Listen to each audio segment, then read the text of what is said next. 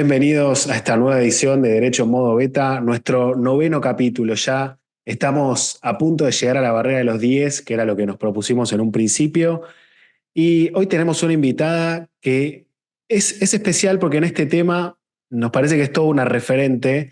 De hecho, ella es la host del podcast Millennial Hackeando el Derecho, que de alguna manera inspiró a este proyecto parcialmente.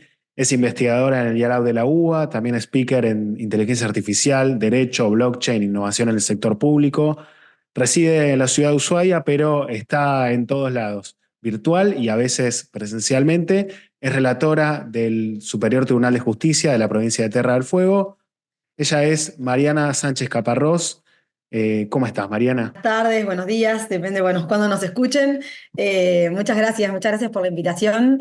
Por suerte por acá todo bien, esperando el invierno que ya se nos viene a nosotros, se nos anticipa, así que bueno, nada, y trabajando mucho para variar. Empezar a romper el hielo un poco, esta vez nos propusimos hacer algo distinto, porque Mariana habla mucho de los sesgos y cómo los sistemas de inteligencia artificial se van creando de alguna manera con la data que empiezan a recibir y a recopilar. Entonces nos propusimos sesgar a la audiencia con lo que nos va a decir ahora Mariana, unas respuestas de un ping-pong muy rápido. ¿Mate amargo o mate dulce, Mariana? Amargo, amargo. Si igual si es con amigos, tengo un par de amigas que quiero mucho y toman el mate con chúquer y bueno, lo tomo, pero prefiero el mate amargo. ¿Panadas con vino o cerveza? No, vino, vino. ¿Bill Tinto. Gates o Steve Jobs? Steve Jobs. ¿Sos Team Simpson o no? Sí, re Team Simpson. Ahora lo tengo medio abandonado, ¿no? Porque es como que no le encuentro tanta magia en las últimas temporadas. Les está costando, ¿no? Como dar en la tecla, pero me gustan mucho. Por supuesto, los nuevos no es considerado Simpson. ¿Un lugar para ir de Bien. vacaciones, playa o montaña? Playa, pero bueno, debe ser mi sesgo de vivir en la montaña. Yo acá llego a casa y enfrente de mi casa tengo una montaña y un glaciar, entonces añoro la playa. Increíble. Bueno, ya que estamos, ¿team verano o team invierno?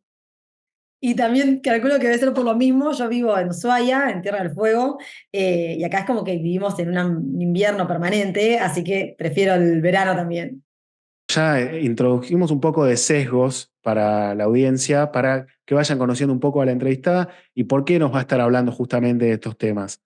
Y paso a saludar a nuestros otros dos co-hosts, Juan y Gaby, que hoy están de vuelta en Derecho en Modo Beta. Juan, ¿cómo estás? Hola Gastón, ¿cómo andás? Mariana, un gusto que estés acá. Gaby, ¿todo bien? Bueno, yo no negocio, el mate dulce no lo negocio, así que ni aunque le pongan azúcar, eso no se negocia. Amargo siempre. Pero bueno, hay gente que lo toma como quiere y no sé, no sería mate. Como los Simpsons de ahora no son Simpsons, bueno, mate dulce para mí no sé si es mate.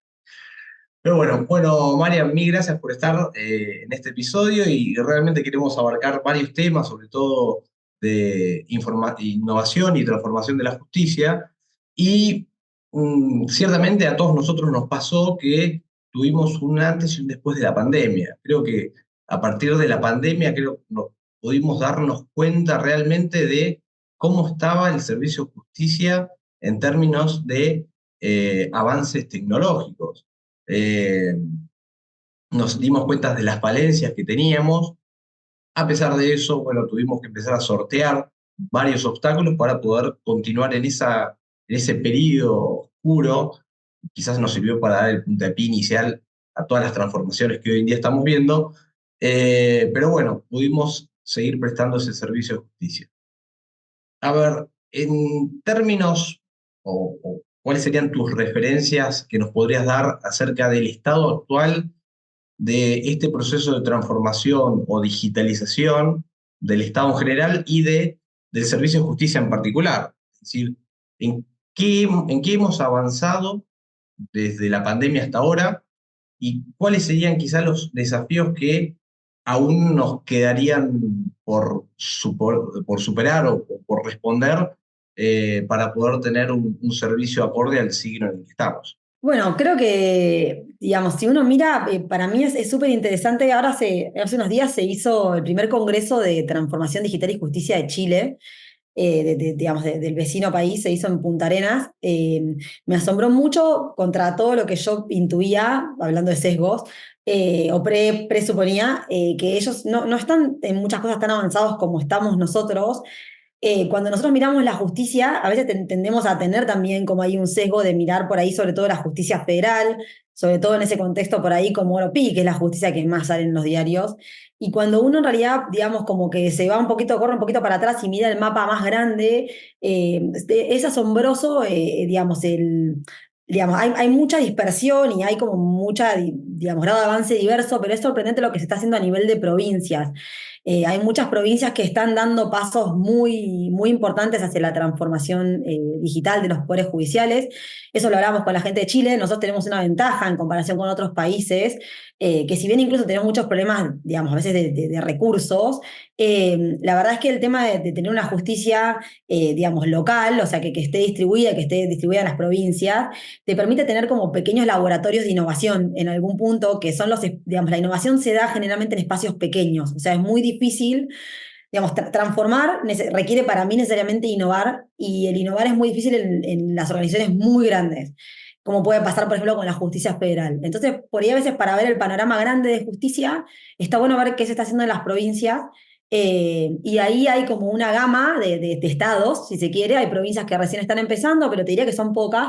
Hay muchas que estamos en el medio y hay provincias que están súper avanzadas, o sea, Tucumán, Río Negro, algo entre Ríos, Córdoba, mismo diría Mendoza, pero fundamentalmente Río Negro y Tucumán para mí son provincias que van de punta en la transformación digital con experiencias, ya experimentando tecnologías de punta como puede ser inteligencia artificial. ¿Y en qué estás trabajando hoy en día puntualmente para implementar todo esto? Bueno, yo trabajo en la justicia de Tierra del Fuego.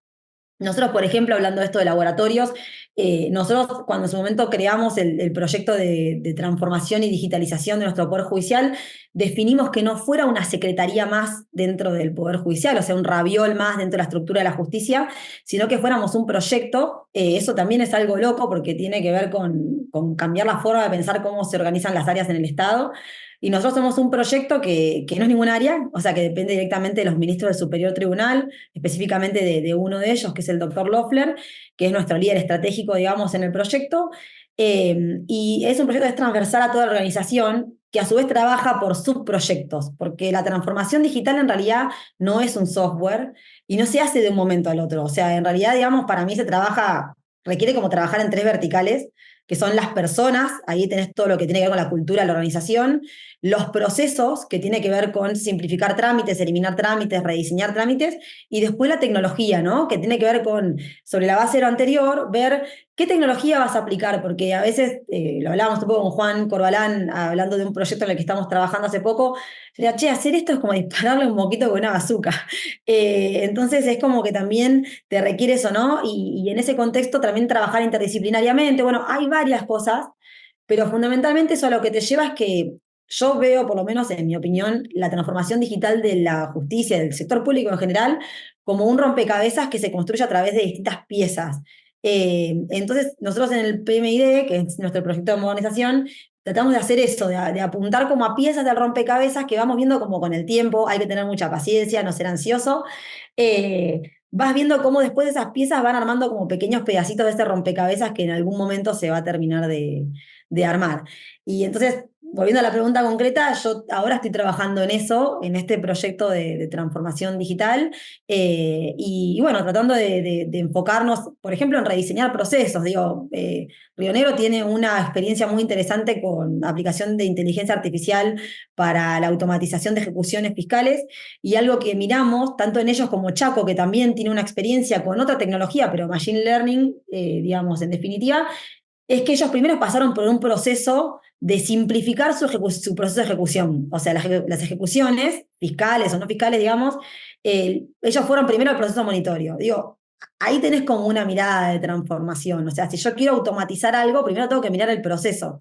En el caso de los juicios ejecutivos, por ejemplo, los ejecutivos son un juicio que estadísticamente está comprobado que si se gestionan dentro de un juzgado con competencia amplia, civil y comercial, suelen representar entre un 70 y un 80% del volumen de juicios de ese juzgado.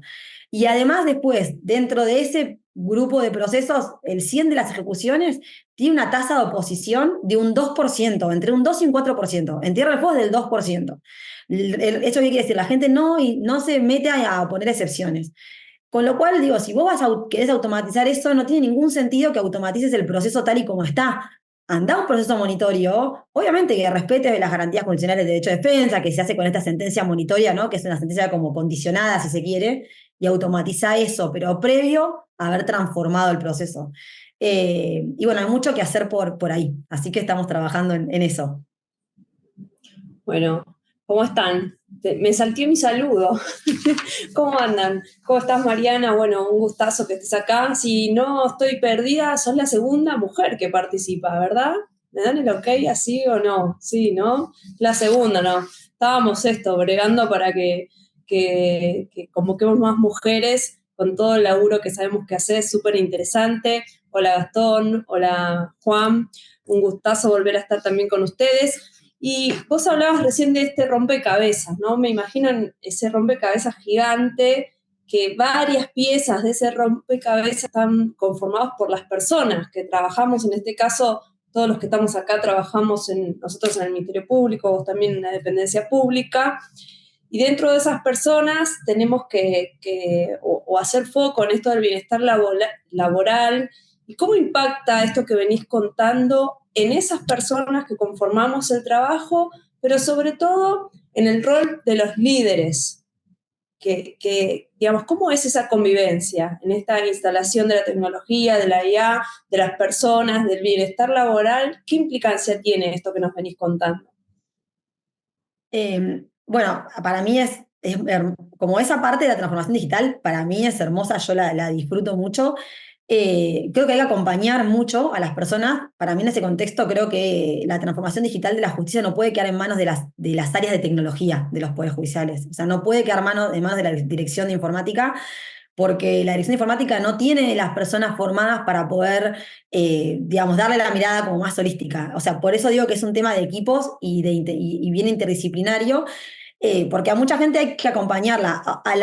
En realidad, a la generalidad de las personas hay que acompañarlas porque el proceso de transformación es muy exigente mentalmente, porque vos a todo lo que ya tenés de laburo diario que te tapa, o sea, y que te agota, le tenés que sumar que tu cabeza tiene que aprender cosas nuevas, por más voluntad y por más que quieras hacerlo y estés contento, te demanda energía, digamos, y te agota un poco al principio hasta que vos lográs como cambiar el proceso, cambiar la forma de trabajar y bueno, y vas hacia lo nuevo está comprobado que después siempre la tecnología en estas cosas bien pensadas te termina siendo una aliada, pero el camino de abandonar lo viejo y pasar a lo nuevo es súper exigente, porque nos demanda a todos mucho. Ahí creo que la clave es acompañarlo y después para que funcione estratégicamente es también útil mirar, hay una curva que está, la pueden googlear, que es la curva de adopción de tecnología o de adopción de la innovación, que te demuestra que en todas las organizaciones es como una campana. Hay un grupo de gente que son los que adoptan tempranamente los cambios, digamos, los innovadores, los que adoptan tempranamente, después tenés los que adoptan tardíamente y los que se resisten. Entonces, también es parte para mí de quienes lideran proyectos de transformación digital, tratar de apuntar dentro de las organizaciones a encontrar replicadores que están en esa parte de la curva, o sea, o de los propios innovadores o de los que adoptan tempranamente, ¿sí? Eso también es como clave, porque esos son después los que acompañan a los que le cuesta un poco más trabajar de una determinada manera. Para mucha gente esto es un cambio muy grande, hasta en la forma en que hicieron su carrera. O sea, digo, apuntaron a un cargo y de pronto todo lo que estudiaron les sirve, pero hasta ahí, porque para mí hoy para ser un buen jurista necesitas más que habilidades duras, digamos, de conocimiento del derecho. Entonces, bueno, nada, creo que la clave es mucho acompañamiento, o sea, de los equipos que lideran transformación digital, o sea, mucho acompañamiento. Acá hay una tarea humana que para mí es fundamental para que también esa transformación se reciba bien, y tenga buen feedback y entres en ese circuito de mejora continua al que todos apuntamos, porque esto empieza y no sabemos dónde termina. Y ese líder, perdón que cuelo ahí lo que vos decías, ese líder, uno cuando piensa en los líderes o las lideresas dentro de estos organismos, se representa generalmente, bueno, al superior, el juez, jueza, al magistrado, y muchas veces por las edades o por la apertura o por lo que fuera, hay cierta resistencia. Contanos un poquito eso, qué te parece a vos o cómo se puede abordar a veces esas problemáticas, experiencia, por ejemplo, con el trabajo remoto, que no deja de ser una herramienta que se instaló con la pandemia, como decía Juan, y que bueno, también hace que uno funcione, se organice distinto y que haya resultados distintos. Un poco tu opinión sobre eso, sobre algunas que ya la mayoría de los lugares se adoptaron, otras no, y esa resistencia a veces que tenemos del verticalismo, no por líder natural a veces, ¿no?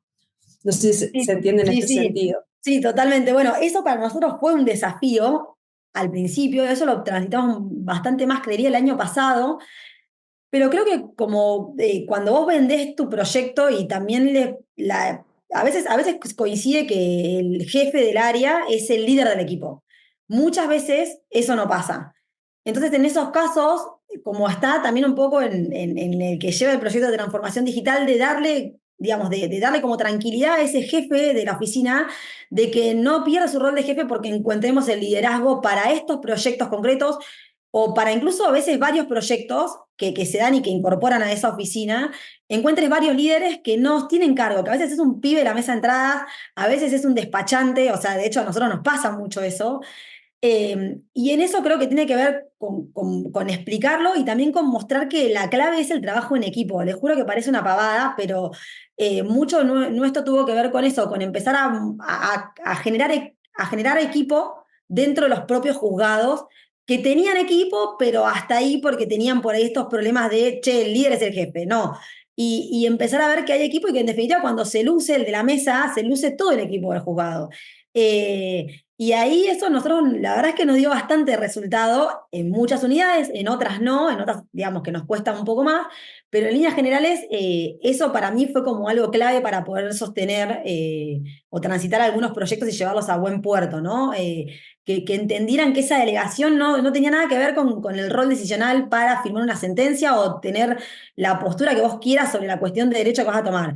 Que esto es gestión y que en la gestión vos podés delegar y de hecho está buenísimo que te lo saques de encima, porque vos te podés ocupar, si esto no te gusta, de la parte de derecho que te encanta, y hay un chico de la mesa con un pro o a veces un despachante con un pro secretario que están laburando en esto y después te reportan a vos.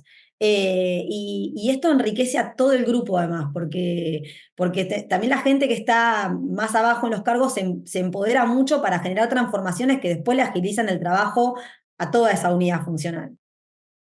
Vos hablas de cómo se toma cada uno los cambios, la ayuda también para poder adaptarse de una mejor manera. La otra vez, el invitado que estuvo acá, que era un abogado de Nigeria, nos dijo que él usaba la inteligencia artificial para todo y que en caso de que vos no aprendas a usarla y no la uses en tu trabajo diario, en un tiempo otro lo va a hacer por vos, lo va a hacer mejor y de alguna manera vas a ir quedando desplazado por no hacer eso.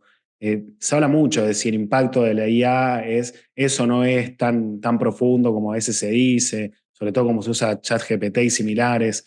¿Vos ves que está empezando a permear eso?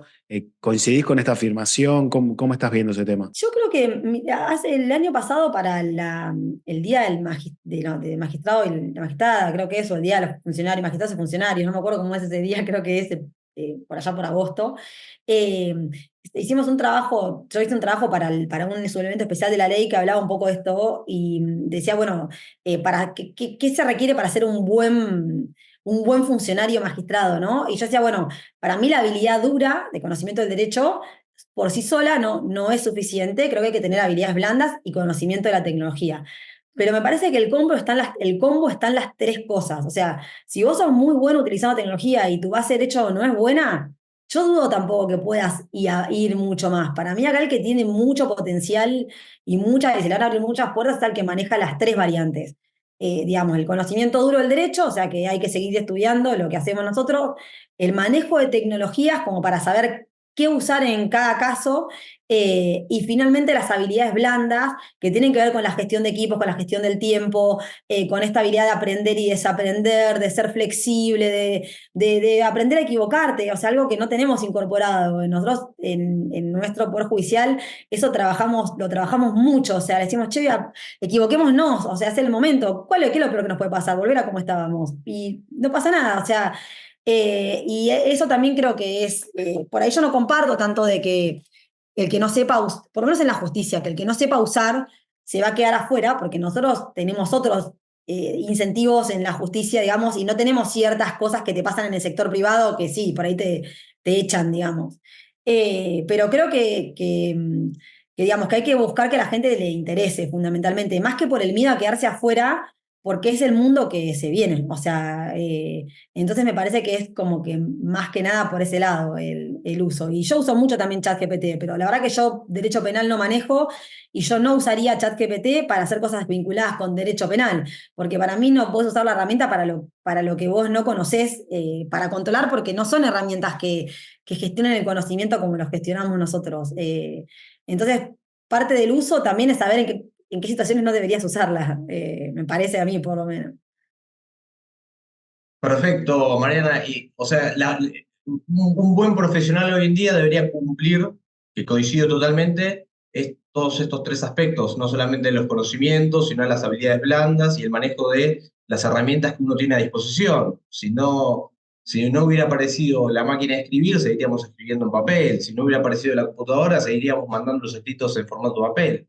Si no hubiera aparecido el mail y todos los sistemas que aparecieron después, no hubiéramos ido avanzando. Y creo que aprender y adaptarse a manejar esas nuevas herramientas nos hacen mejores profesionales y brindaremos también un mejor servicio. Ahora, volviendo a este tema de la utilización de las inteligencias artificiales como herramientas para potenciar justamente la profesión de los que estamos tanto dentro de la justicia como los que están afuera, ¿cómo crees que está hoy el estado actual, sobre todo en la enseñanza del derecho, la enseñanza de estas habilidades? Porque creo que en las universidades hoy en día seguimos enfocados en el estudio de las materias duras y no estamos fomentando quizá la utilización de herramientas para que los estudiantes, futuros abogados, salgan al mercado a brindar servicios o estén dentro de la justicia con las aptitudes que son exigidas hoy en día para estar no afuera, sino estar dando un servicio idóneo, un servicio efectivo. ¿Cómo crees que vos ves a la enseñanza del derecho en estos aspectos? Eso es una re buena pregunta, lo hablábamos en Chile también, ellos tienen el mismo problema.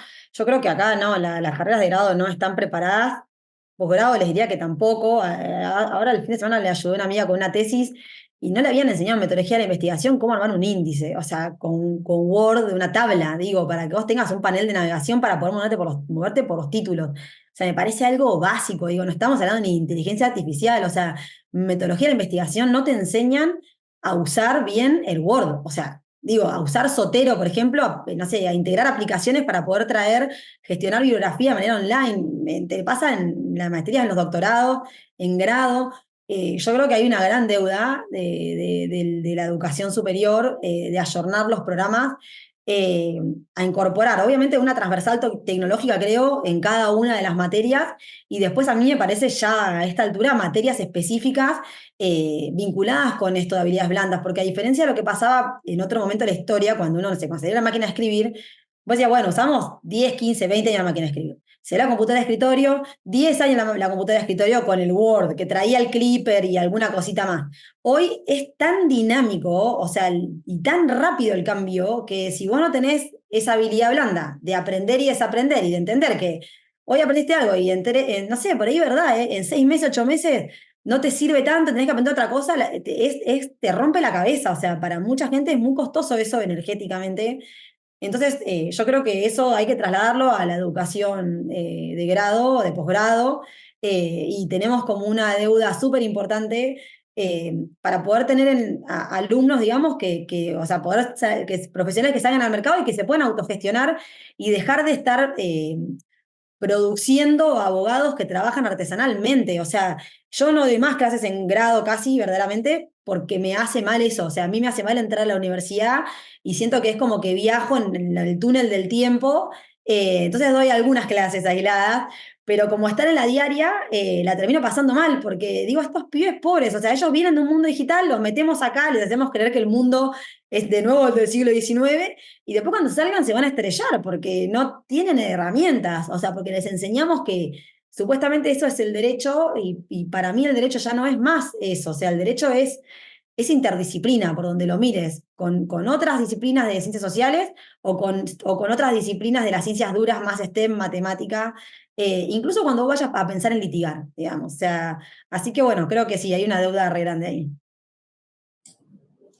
Bueno, qué interesante. Yo preguntaría sobre esto, pero no sé cómo estamos con el tiempo, No, porque no, estamos bien, te preguntaba estamos bien, algo. no, lo de la docencia, con Juan compartimos, bueno, Gastón también es docente, pero con Juan compartimos una comisión de contratos a las que me tengo que ir un rato a tomar examen, pero y esto de poder implementar en el grado cosas que tengan que ver con la tecnología y con una forma diferente de enseñar, cuesta un montón, pero porque institucionalmente no está instaurado como algo para los docentes, como su eje en los programas, como capacitación para los docentes, entonces cuesta mucho y bueno, de todas maneras creo que no desistas, Mariana, de ir al grado.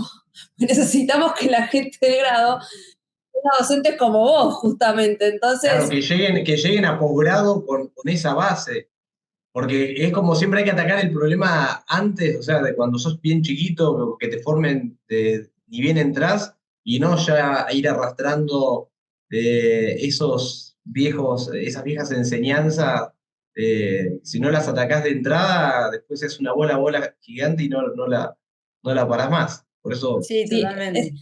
un gran tema pedagógico, ¿no? Donde de pensar del lado de la docencia, pensar del lado de los estudiantes también, en cuanto a que uno cree que a veces con determinadas herramientas, sobre todo el derecho, se cree que si no vas por la parte clásica, no los estás nutriendo con información, es un poco lo que vos decías, Mariana.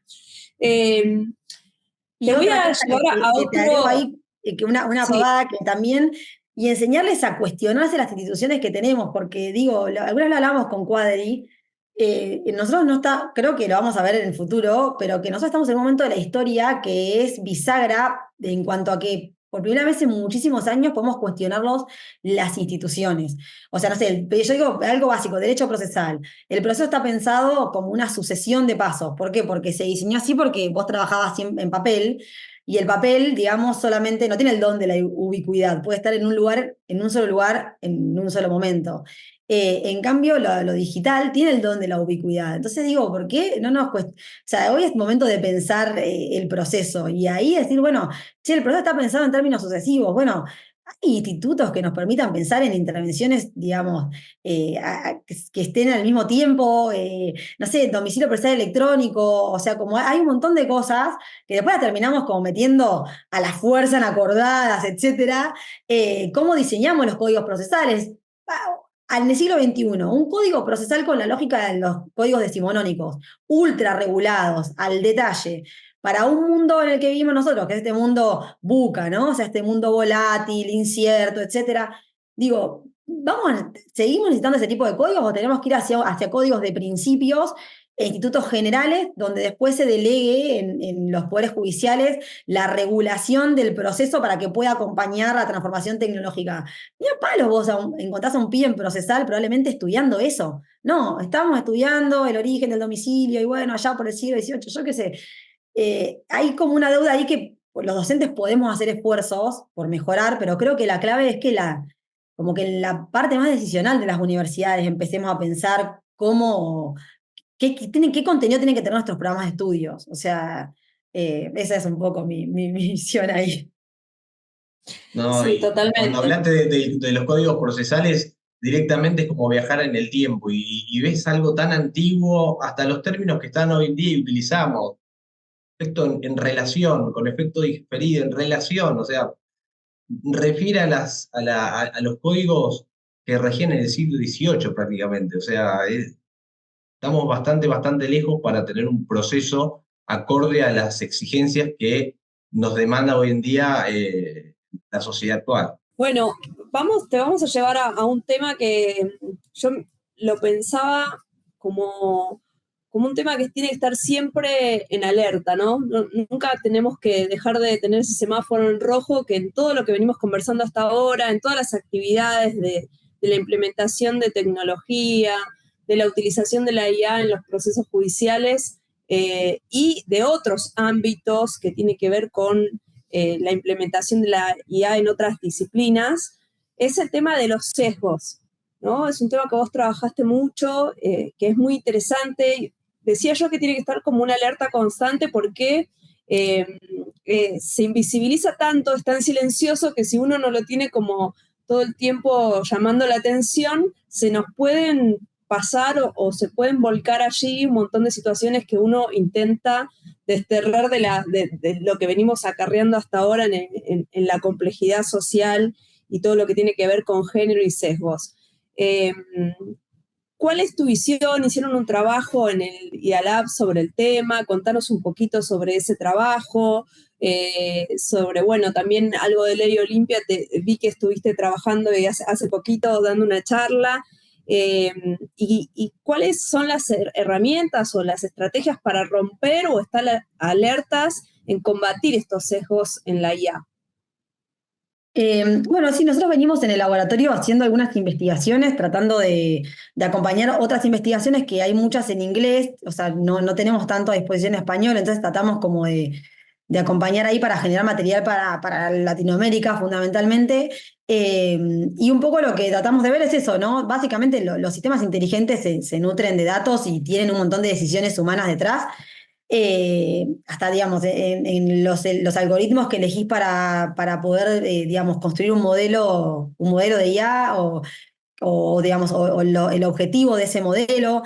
Y esas decisiones humanas muchas veces traen como consecuencia, digamos, sumadas a los datos, a que vos repliques fotos viejas, ¿no? De cosas que siguen pasando estadísticamente, como que, no sé, haya pocos varones que se dediquen a las tareas del hogar. Hoy sigue siendo una tarea que mayormente recae en el peso en las mujeres. Pero bueno, los sistemas inteligentes replican esa foto vieja por distintos motivos decisionales que hay cuando se desarrolla el sistema. Y eso, digamos, replica esa foto vieja. El riesgo de eso es que esa foto vieja termine siendo una construcción de la realidad, o sea, haga como permanente algo que en paralelo hay como una lucha todavía de minorías de tratar de cambiarlo. Eso le aplica a género, a todos los problemas vinculados con minorías, ¿no? Entonces, por ahí, desde el lado de la investigación, nosotros tratamos de aportar algunos documentos que buscan eso, mostrar esos sesgos para que se tengan presentes y para que se sepa que existan. Y sobre todo cuando después te empiezan a aparecer, porque esta va a ser la era de eso, que empiezan a aparecer, digamos, empresas para venderte software o soluciones tecnológicas en la justicia, que uno tenga las alertas para que si uno decide traer esas empresas a la justicia, no te pase como le pasó en su momento a Salta con Microsoft y ese experimento que quisieron hacer de inteligencia artificial para predicción del embarazo adolescente, que fue un desastre porque estaba muy mal diseñado. Porque partía como de un diseño de considerar básicamente el género y la condición socioeconómica de las personas que estaban intervenidas por el sistema, ¿no?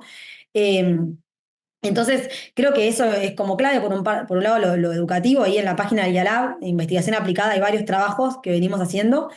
Después, por otro lado, tratar de acompañar con desarrollos. Creo que en todo lo que es, no tanto de sesgo, sino vinculado con violencia de género, creo que la IA, la tecnología en general nos puede ayudar. Ahora estábamos terminando un trabajo con el laboratorio, armamos como un prototipo de software para estandarizar la toma de denuncias de violencia de género, que trabajamos sobre todo en el cuestionario. Hay un framework de software que se hizo y ese framework trae acompañado un cuestionario tipo. Después de ese cuestionario, cada unidad, cada jurisdicción que quiera el software lo va a poder modificar. Pero bueno, ese cuestionario lo armamos con participación, digamos, de muchas mujeres, de varias mujeres juezas y fiscales que se dedican a la cuestión de género, o sea, algunas fiscalías de género, juezas de familia y demás. Como para tratar de ver si podemos empezar a pensar en algo más macro, donde empecemos quizás de a poco con algunas provincias, ¿no? Jurisdicciones que usen este software, a generar como una base de datos estandarizada para ver qué nos pasa con la violencia de género, ¿no? O sea, qué tipos de violencia tenemos, qué modalidades, qué acciones son las que típicamente, ¿no? Llevan a esta situación, porque hoy esa información no está. Hay mucha dispersión en cómo se recolectan los datos, porque hay distintas fuentes de esos datos. Creo que ahí hay también para hacer un aporte. Y bueno, y después, que vos mencionabas lo de Ley Olimpia, también empezar a trabajar mucho en la parte de educación, porque bueno, hoy la inteligencia artificial te permite, digamos, con ese lado oscuro que tiene, ser utilizada para poder, digamos, generar, o sea, caer en un tipo de violencia de género, la violencia de género, ¿no? Esa modalidad de violencia de género digital. Se puede usar para hostigar a las mujeres y bueno, y ahí lo que es importante o en lo que estamos tratando de enfocarnos nosotros es en, justo lo hablábamos también con Cuadri el otro día, cómo hacer para que esas cautelares que están en este caso la ley Olimpia, se puedan cumplir, sean de cumplimiento efectivo, ¿no? Porque si yo saco una medida cautelar contra el violento y le digo, che, deja de publicar cosas, la verdad que si el tipo es la primera vez que lo hace y fue algo que se le chisporroteó, por ahí te puede pasar que funcione, pero la mayoría de las veces no funciona. O sea, la cautelar sobre el victimario no funciona. Entonces tenés que ir contra la plataforma. Bueno, ¿cómo nos comunicamos con la plataforma? Porque si no, se te queda en un cuadrito. Nosotros acá hicimos un trabajo, porque yo no sabía, la verdad, que existían. Indagando, encontramos que existen unas plataformas, digamos, como que todo lo que son las grandes empresas tienen unas ventanas, unas ventanillas, digamos, para ingresar pedidos de justicia, fundamentalmente oficios, se llaman portales de law enforcement o portales de la fuerza legal. Y nosotros lo que hicimos en Tierra del Fuego fue dejar que eso lo concentre la división de delitos complejos, porque ellos ya tienen muy aceitada la comunicación con esas plataformas. Ahí está Google, está Meta, bueno, nada, están pedidos ya, o sea, tipo las grandes. Eh, Se usa para investigación penal y ahora lo vamos a usar nosotros también para las cautelares de Ley Olimpia, o sea, para meterlas por ese canal, porque eso llega muy rápido. Veremos cómo nos va. Yo les dije que cuando tengamos alguna, nos avisen a ver si funciona. Lo que primero hicimos fue protocolizarlo, porque nadie sabía que existía, salvo los juzgados de instrucción que lo usan para gestionar pedidos de prueba. Sobre todo ahora en el contexto de que hay tanto delito cibernético, digamos. Y bueno, y eso es un trabajo que creo que hay que hacer en los ministerios públicos, decir, che, ¿quién gestiona el portal de law enforcement para esta región? Porque esos portales se gestionan por región, generalmente, o a veces por jurisdicción. Hay que buscarlos, hay que ver quién los tiene y apuntar la ley Olimpia hacia ahí, por ejemplo, para que se vayan por ese canal, porque si no, tenés que mandar un oficio a extraña jurisdicción, o sea, hay que mandar un exhorto a Estados Unidos para anotar la medida cautelar.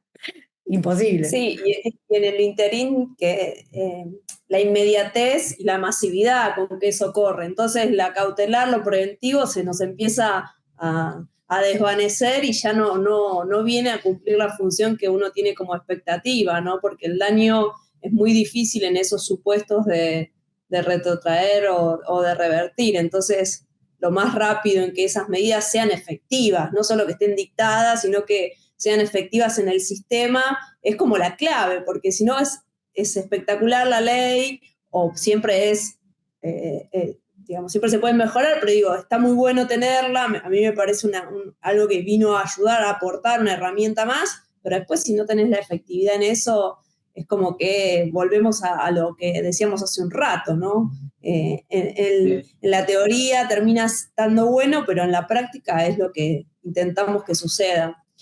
Y en términos generales, ¿cómo crees que la justicia, volviendo con lo que veníamos hablando, está capacitada justamente por lo menos para tener conocimiento de que existen estas ventanas o que en el momento que tiene que decir una cautelar, una cuestión de violencia de género en el entorno digital, decida darle intervención a una unidad fiscal especializada, que los ministerios públicos, por lo menos en Nación están, en las provincias en la mayoría tienen un área especializada, que les puedan ayudar a definir cuál va a ser la cautelar que mejor se pueda adecuar al caso que les llega en cuestión. No recuerdo si la ley Olimpia prevé la participación obligatoria o necesaria del Ministerio Público Fiscal al momento de decidir alguna cuestión de violencia en los entornos digitales. Es importante, no sé, si la justicia sabe que tiene esas herramientas, porque si desconoce, quizá va a pasar como lo que estabas mencionando recién. Dispongo una cautelar al victimario y veo a ver si la cumple o no la cumple. Justo, bueno, Claro. leía el artículo que publicaste ahora en La Ley con Sally Ross que comentaron un fallo de Morón, creo que era, y creo que se había resuelto con una cautelar de 50.000 pesos o algo así. Sí, sí, lo que yo tenía ahí, bueno, ese fallo es de Maite Ran, que es una jueza, yo le tengo verdaderamente mucho cariño, ella tiene mucha formación en género.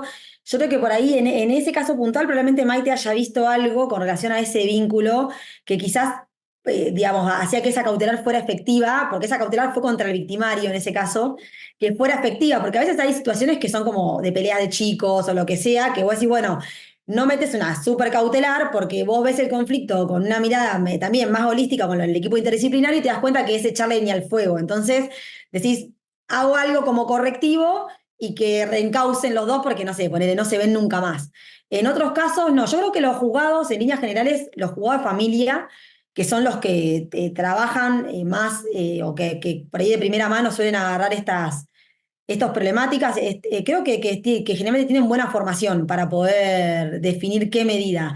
Para mí lo que falta a nivel tribunales es que se discuta la parte operativa. Bueno, hasta la parte que nos corresponde al derecho está todo claro, la ley es clarísima, te dice cuáles pueden ser, etcétera.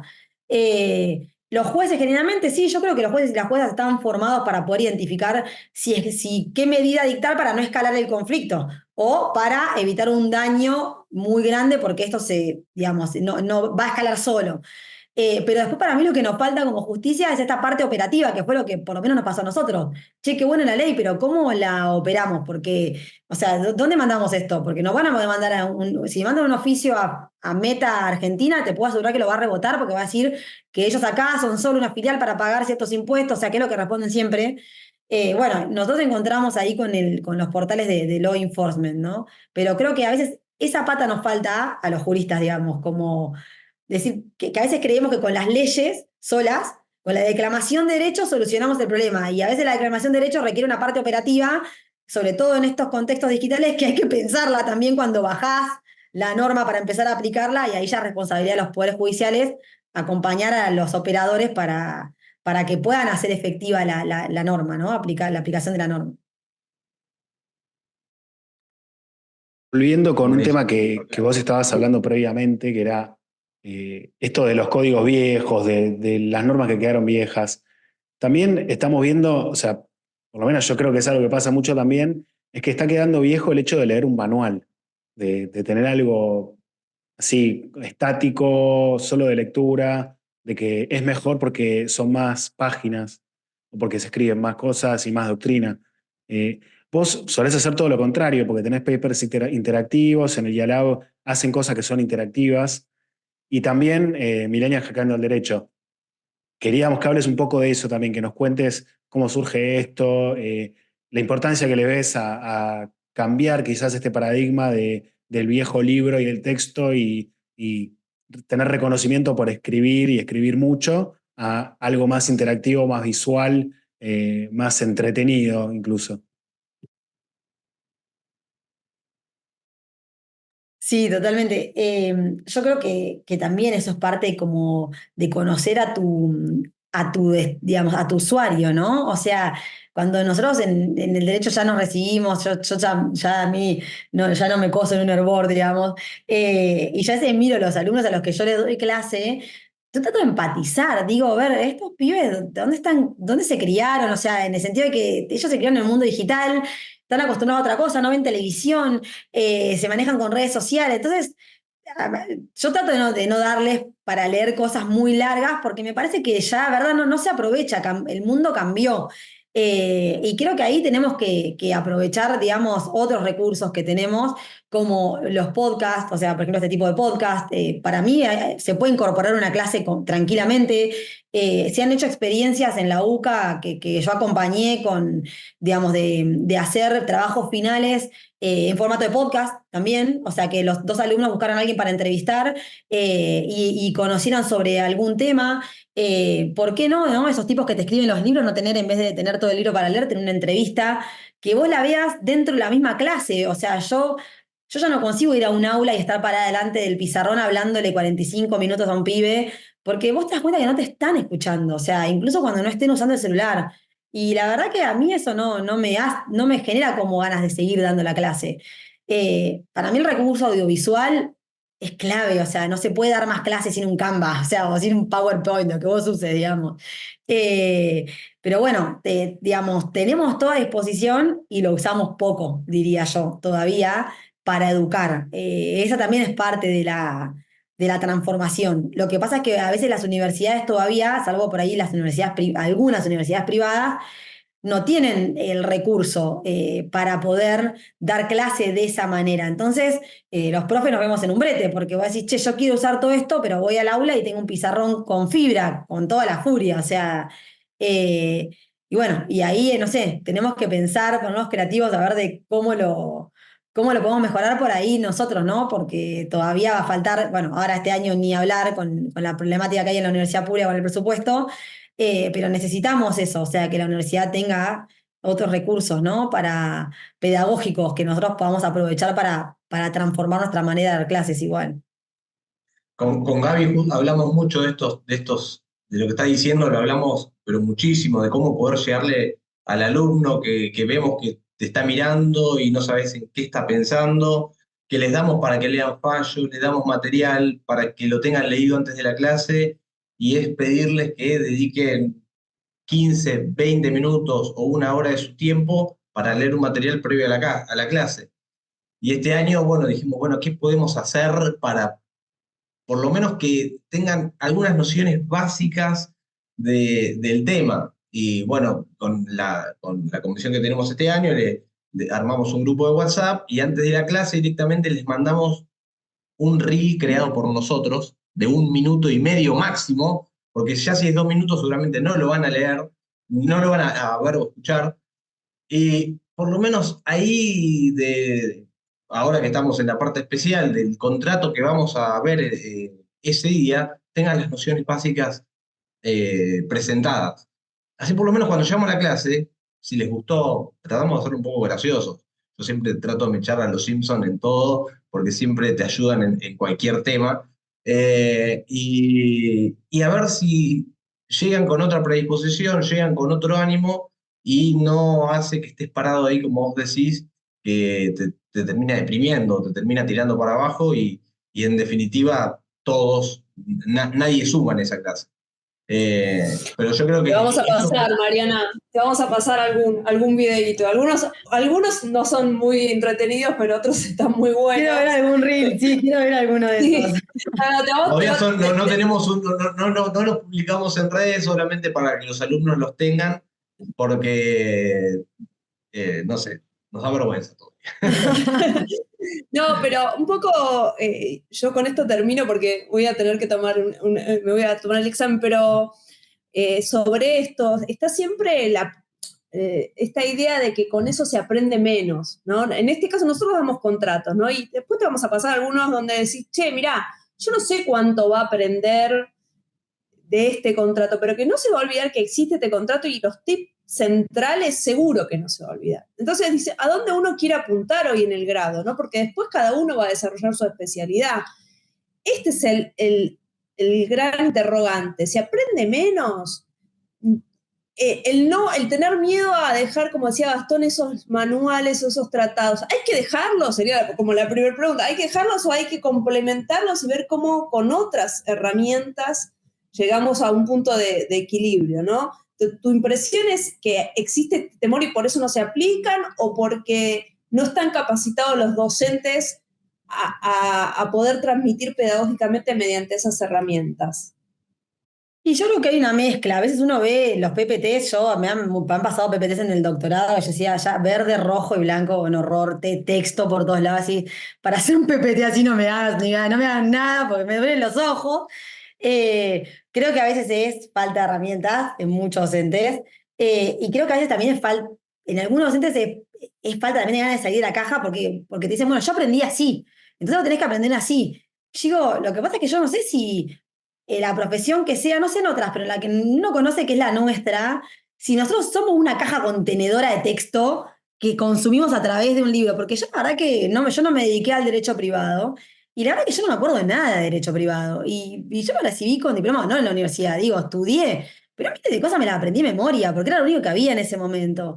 Entonces, yo, capaz que no está equivocado, pero yo trato de que mis alumnos sepan dónde buscar las cosas y que tengan pensamiento crítico y sepan leer y tener comprensión de texto. Yo creo que con eso uno puede ser un buen abogado. O sea, y con la integración de contenido, digamos, de disciplina. O sea, que vos sepas que lo tuyo no es una isla, se integra con otras materias, que yo doy federalismo fiscal, por ejemplo, en grado, es lo único que me quedé de materia dando, me quedaba de esa materia, bueno, que si sepan que se integra con constitucional, que sepan que se integra con tributario, que por ahí tienen que ir a profundizar ahí, que la mirada nuestra es más política, eso, y después que sepan dónde buscar. Es más, a veces ni siquiera los tengo las 2 horas de clase. Cuando los veo que están cansados, a los 50 minutos los libero, porque a mí no tiene sentido que estén ahí sentados para cumplir.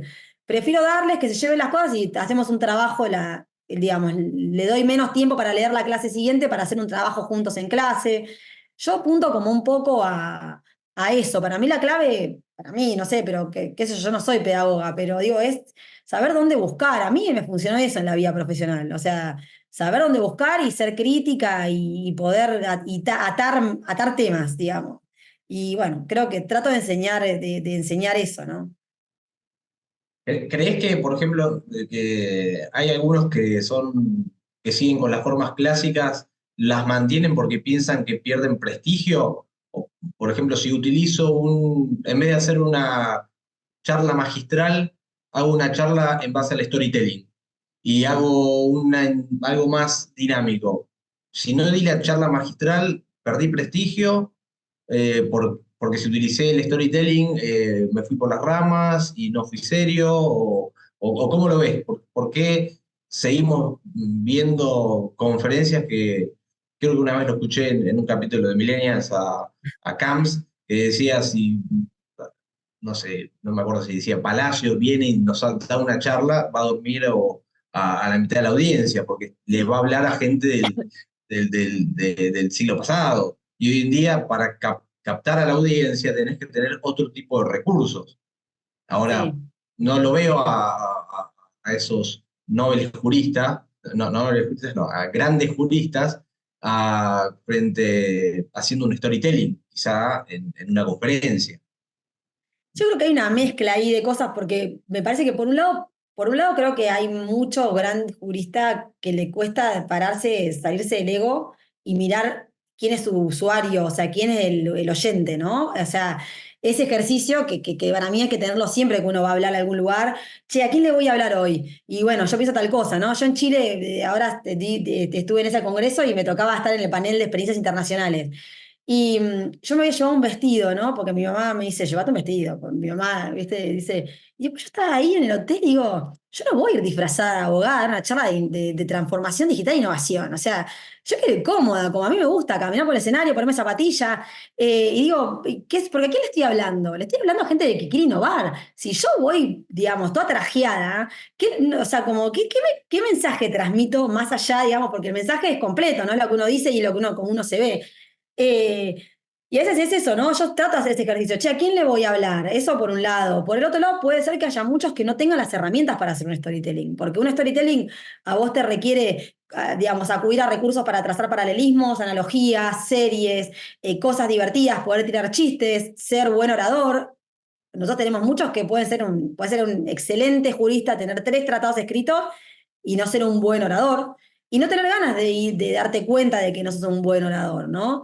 Creo que a veces es como una mezcla de las dos cosas. Y en el ámbito en el que nos movemos nosotros, que es el del derecho, para mí todavía le falta mucha deconstrucción, porque vos ya cuando entras en un lugar y te presentan y te empiezan a clavar las 4 páginas de currículum que tenés, y vos decís, y el tipo lee hasta, claro, hasta la diplomatura que hizo en el año 85, decís, va, todo bien, pero o sea, venimos a ver el tema o a conocer tus títulos, ¿entendés? Y bueno, o sea que hay como una mezcla para mí, que yo creo que las generaciones que vienen empujando atrás van a traer cambios, ¿eh? Porque hay perfiles que están empujando para que sea distinto y no falta mucho, porque es toda gente o de 40, de 30, digamos, la que viene empujando ahí, abriéndose camino y bueno, creo que ahí va Mario Adaro de la generación más antigua, el que va haciendo punta para romper en la generación más antigua. pero bueno, Mario, pobre, es uno de 100. O sea, ojalá que abajo vayamos siendo más como para ir cambiando eso, porque nuestra profesión está re vetusta. O sea, no sé si a ustedes le da la misma sensación, pero a mí me da sensación. O sea, somos como un algo que va en el túnel del tiempo. O sea, Decilo, Mariana, decilo, ya en esta última parte ya te dejo otro trato, decilo, somos un armario viejo con olor a humedad, decilo, Mariana. Qué totalmente, con olor a gustazo. naftalina, exacto, con olor a naftalina. Pero Sí, bueno, sí, es total. responsabilidad de nosotros cambiar esa mirada. Y como como decía Mario, el cambio, y lo dijiste vos, Mariana, recién, el cambio hoy en día se hace de abajo hacia arriba. Y es cuestión de motivar a los que van a impulsar el cambio, y seguir por ese camino. Sí, totalmente. Y creo que es eso, y ir rompiendo estructuras, ¿no? Esto que a veces nosotros creemos como que la jerarquía tiene que ver con lo caro del traje que tenés puesto y tu conocimiento también, o con el lugar que ocupás en una organización, y no, o sea, eso es estatus, no es conocimiento, ¿no? Y nosotros en la del derecho, en algún momento, no sé cuándo en la historia, mezclamos el estatus con el conocimiento, y eso quedó como ahí, y bueno, y creo que eso hay que romperlo y que, digamos, vos podés venir, digamos, de zapatillas y para lo que vas a transmitir sabés un montón y está bien, digamos. Pero bueno, vamos por ese camino. Por eso también está bueno que vos hayas hecho la aclaración de que no te gusta que presenten con todos los currículum, porque nosotros teníamos un extenso currículum para presentar de vos y nos quedamos con algunas cositas porque no nos gusta eso, ¿viste? El típico congreso, como decís vos, que son 5 páginas de títulos. Y también los abogados que se dicen doctor sin ser doctores, que cada vez que hacen eso se desmaya un médico, pero que también deja de lado a los que sí son doctores, ¿viste? Por eso está bueno también ver a las nuevas generaciones escribiendo AB o abogado después del nombre y no doctor como diciendo doctor solo porque sos abogado. Parece que empezar a romper eso puede generar cambios. Parecen cosas que son detalles, pero son importantes. Es como decís vos, se mezcla la jerarquía con lo que uno dice, con el mensaje, y eso hace que no se puedan romper las estructuras ni ese verticalismo que hay, a veces es como que te aplasta. Entonces, está bueno que vos lo encares de ese lado también.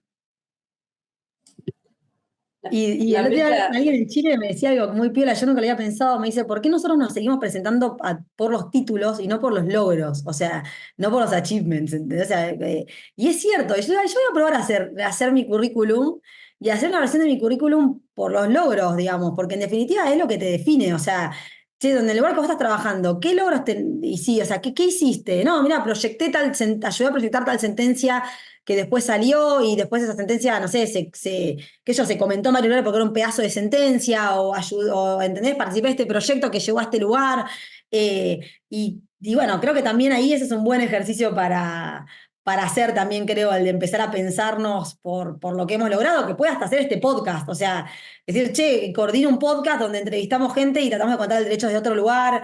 Me parece que también tiene que ver un poco con eso, ¿no? Porque en definitiva tampoco es que los títulos, si bien hay mucho esfuerzo detrás y etcétera, digo, no necesariamente representan tampoco el conocimiento en sí. O sea, el conocimiento es más que el título, es lo que vos lográs con ese título, ¿no?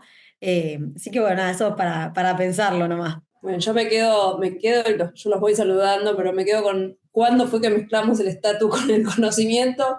En realidad creo que nosotras no habíamos nacido, Mariana, y ellos menos. Eh, Creo que vino dado así, ¿no? La pregunta sería, ¿cuándo lo vamos a desarmar eso? ¿Cuándo Y vamos a ni entender? hablar en el ámbito del Poder Judicial, su excelencia, su señoría, su altísima señoría, que cómo gustaba que sean llamados así los jueces y jueces. De mi parte, Mariana, infinitas gracias. Yo los voy a abandonar. No sé si quieren los chicos hacer alguna pregunta final, pero me voy para no llegar tarde. No sé qué me espera afuera en el tráfico. Así que mil gracias. Siempre es un gustazo. Te vamos a seguir convocando. El tiempo en todas las actividades que haces, yo sé que es muy valioso para vos y para todos, pero especialmente cuando alguien como vos que está trabajando en muchas cosas. Así que de mi parte, muchísimas gracias. Gracias, chicos, por este nuevo encuentro y bueno, hasta la próxima. Yo los saludo y me despido. No, Chau, igual chau. hemos abarcado casi todos los ejes temáticos, así que, Mari, mil gracias. Gastón hace el cierre y estamos para seguir en contacto. Salvo que tengas algo más para agregar, que la verdad que fue Claro, completísimo acá todo. estamos en modo beta, vos podés decir lo que quieras. Total, en modo beta podemos probar todo. Es eso, no, gracias, Somos un gracias la verdad por la sandbox invitación. jurídico. Sí, no, gracias por la invitación, me encantan estos espacios, los felicito también por la iniciativa y bueno, nada, hay que seguir poniéndole energía porque todavía somos pocos, cada vez somos más, pero todavía somos pocos. Muchas gracias a todos. Los invitamos otra vez a seguirnos, a darle like a esto y a hacer que crezca no solo el lado beta del derecho, sino estas nuevas ideas que vienen surgiendo, los proyectos interactivos, romper con las viejas estructuras. Así que muchas gracias. Esto fue Derecho en Modo Beta. Nos vemos la próxima.